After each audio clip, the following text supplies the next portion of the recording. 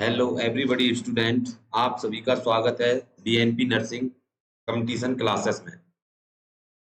आज का बेटा हमारा जो टॉपिक है वो एक छोटा सा टॉपिक है, लेकिन यहाँ से आपको बेटा एक नंबर देके जरूर जाएगा। ठीक है, तो हम अपने टॉपिक की शुरुआत करते हैं एक नई थॉट के साथ। और आज की हमारी जो थॉट है वह है बेटा कि अगर तुम्हें सूरज की तरह चमकना है, अगर तुम्हें सूरज की तरह चमकना है तो यकीनन बेटा आपको सूरज की तरह जलना ही पड़ेगा। अगर आपको बेटा किसी गवर्नमेंट एम्प्लॉई बनना है, गवर्नमेंट नौकरी में जाना है, तो आपको मेहनत करनी ही पड़ेगी। ध्यान रखना बेटा कि बहुत से बच्चे ये कहते हैं कि भाई मोटिवेशन, सर मोटिवेशन कराओ। मोटिवेशन से कुछ नहीं होता, ध्यान रखना बेटा। ठीक है, अगर आपको नौकरी लगने का नशा है, ठीक है, तो आप खुद ही मेहनत करना पड़ेगा बेटा, दूसरे के मोटिवेशन से कुछ नहीं होगा। ठीक है, तो मेहनत करनी है। अगर आपको बेटा अपने माँ-बाप के, अपने भाई-बहन के सपने पूरे करने हैं, तो आपको लगातार मेहनत करनी पड़ेगी। तब तक मेहनत करनी पड़ेगी जब तक आपका गोल अचीव नहीं हो जाता। ठीक है बेटा, तो आज अपने एक छोटे से टॉपिक की शुरुआत करते हैं बेटा। और हमारा जो टॉपिक है वह है डंपिंग सिंड्रोम। जी हाँ, डंपिंग सिंड्रोम नाम से ही पता पड़ रहा है कि डंपिंग सिंड्रोम बेटा एक कॉम्प्लिकेशन होता है। क्या होता है? एक कॉम्प्लिकेशन होता है डंपिंग सिंड्रोम। और जो डंपिंग सिंड्रोम है डियर, ठीक है, वो किसका कॉम्प्लिकेशन है? गैस्ट्रेक्टोमी का। किसका है? गैस्ट्रेक्टोमी का। ठीक है, और गैस्ट्रेक्टोमी मतलब कि किसी भी कारण से अगर स्टोमक के पार्ट को, अगर स्टोमक के कुछ पार्ट को अगर रिमूव कर दिया जाए, ठीक है, रिमूव, जैसे कि मान लो बेटा ये ईसोफेगस, ठीक है, और इसके बाद क्या है? ये स्टोमक है। क्या है डियर? स्टोमक है। ठीक है, स्टोमक और डुडेनम, जेजुनम और इंटेस्टाइन। क्या है बेटा? इंटेस्टाइन। भाई मान लो अगर इस पार्ट में कुछ भी प्रॉब्लम हुई है, ठीक है, तो इस वाले पार्ट को क्या करते हैं बेटा? इस वाले पार्ट को क्या करते हैं? सुनना बेटा, इस वाले पार्ट को हम क्या कर देते हैं? काट देते हैं बेटा। क्या कर देते हैं? रिमूव कर देते हैं। क्या कर देते हैं? एक मिनट, ये देखना बेटा, दोबारा डायग्राम बनाते हैं। ठीक है, दोबारा डायग्राम में भाई ये क्या है? ये ईसोफेगस। ईसोफेगस के बाद ये डुडेनम, सॉरी, स्टोमक। स्टोमक के बाद बेटा डुडेनम, जेजुनम और इलियम। अगर मान लो ये वाला पार्ट हमने स्टोमक का काट दिया, तो जो ये वाला पार्ट है बेटा, ये वाला पार्ट और ये वाले पार्ट को अलग करने के बाद इसको, इस वाले पार्ट को, इस वाले पार्ट को क्या करते हैं हम बेटा? एनास्टमोसिस कर दें। इसी को हम क्या बोलते हैं? गैस्ट्रेक्टोमी बोलते हैं। अब एक बात बताओ, जो खाना बेटा यहाँ पर, जो खाना यहाँ पर आ रहा था, ठीक है, और यहाँ से यहाँ पर आने के लिए उसको क्या लग रहा था बेटा? टाइम लग रहा था। अब क्या होगा? यहाँ से जंप मारकर एकदम खाना कहाँ पर आ जाएगा? यहाँ पर आ जाएगा, क्योंकि ये वाला पार्ट और ये वाला पार्ट हमने क्या कर दिया बेटा? एनास्टमोसिस कर दिया, इसको बेटा कनेक्ट कर दिया है।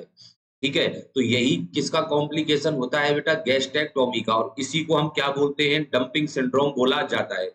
जैसे सबसे पहला जो डेफिनेशन, अगर हम इन डंपिंग सिंड्रोम की डेफिनेशन बनाएंगे तो क्या बनाएंगे कि इसमें जो अर्ली इम्पिटी, क्या है बेटा? अर्ली मतलब जल्दी ही क्या हो जाता है? इम्पिटी हो जाता है। Empty of stomach. ठीक है, स्टोमक, या फिर आप बोल सकते हो बेटा रैपिड इम्पिटी। क्या बोल सकते हो? रैपिड इम्पिटी ऑफ स्टोमक, मतलब जल्दी ही स्टोमक क्या हो जाता है बेटा? ठीक है, स्टोमक खाली हो जाता है। उस कंडीशन को हम क्या बोलते हैं? डंपिंग सिंड्रोम बोलते हैं। ठीक है, तो यहाँ से जो नेक्स्ट है बेटा कॉम्प्लिकेशन, ये किसका कॉम्प्लिकेशन है? जैसे कि मैंने आपको बताया बेटा, किसका कॉम्प्लिकेशन है? गैस्ट्रेक्टोमी का कॉम्प्लिकेशन होता है बेटा। किसका कॉम्प्लिकेशन होता है? गैस्ट्रेक्टोमी का कॉम्प्लिकेशन होता है। अब यहाँ से जो एग्जामिनर क्वेश्चन पूछेगा बेटा कि early sign symptom of dumping syndrome, कि डंपिंग सिंड्रोम का अर्ली साइन सिम्टम क्या होगा? डंपिंग सिंड्रोम का अर्ली साइन सिम्टम क्या होगा? तो यहाँ पर ध्यान रखना बेटा, जब खाना यहाँ से, ठीक है, स्टोमक से एकदम जंप मारकर कहां पर आएगा बेटा? डुडेनम में आएगा। तो इसमें जो पेशेंट के साइन सिम्टम सबसे पहले शो होंगे वो क्या होंगे बेटा? स्वेटिंग, और बॉडी क्या हो जाएगी? पेलर हो जाएगी बेटा। क्या हो जाएगी? पेलर हो जाएगी। तो इन दोनों अर्ली साइन सिम्टमों को बेटा थोड़ा सा आपको याद रखना है। ठीक है, अर्ली साइन सिम्टम। और क्या होगा बेटा, और टैकीकार्डिया हो जाएगा, पेशेंट को क्या होगा बेटा, टैकीकार्डिया हो जाएगा। टैकीकार्डिया के बाद मलेशी, ठीक है, मलेशी और फटीग, पेशेंट को क्या होगी, थकान भी होगी और खाना सही ढंग से क्या नहीं हो पाएगा बेटा, अल्टरेशन ऑफ एब्जॉर्प्शन, और पेशेंट का एब्जॉर्प्शन भी क्या होगा बेटा, अल्टर्ड हो जाएगा।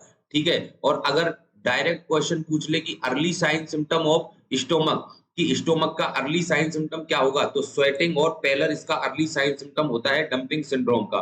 नेक्स्ट जो क्वेश्चन बनता है बेटा, duration of sine symptom appear, मतलब कि साइन सिम्टम कब एपियर होते हैं, तो ध्यान रखना बेटा, खाना खाने के विद इन 5 to 30 मिनट, मतलब 5 से 30 मिनट के अंदर अंदर क्या हो जाते हैं बेटा, यहाँ पर साइन सिम्टम पेशेंट में एपियर हो जाते हैं।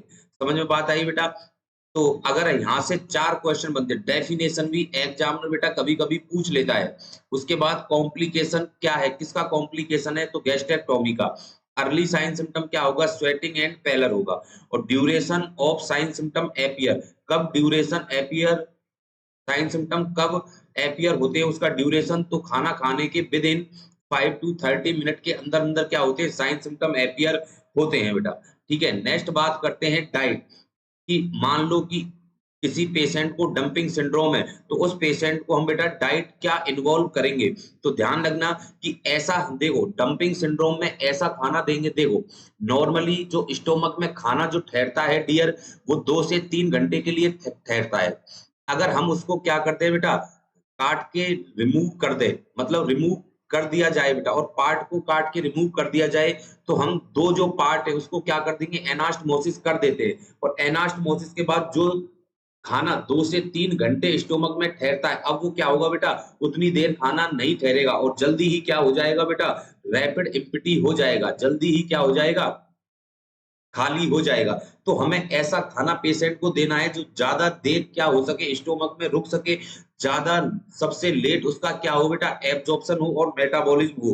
तो सबसे पहले हम क्या देंगे बेटा, देखो सबसे जल्दी किसका मेटाबॉलिज्म स्टार्ट हो जाता है, कार्बोहाइड्रेट का। इसका मतलब सबसे ज्यादा कार्बोहाइड्रेट तो देंगे नहीं, तो सबसे लास्ट में किसका एब्जॉर्प्शन होता है, फैट का।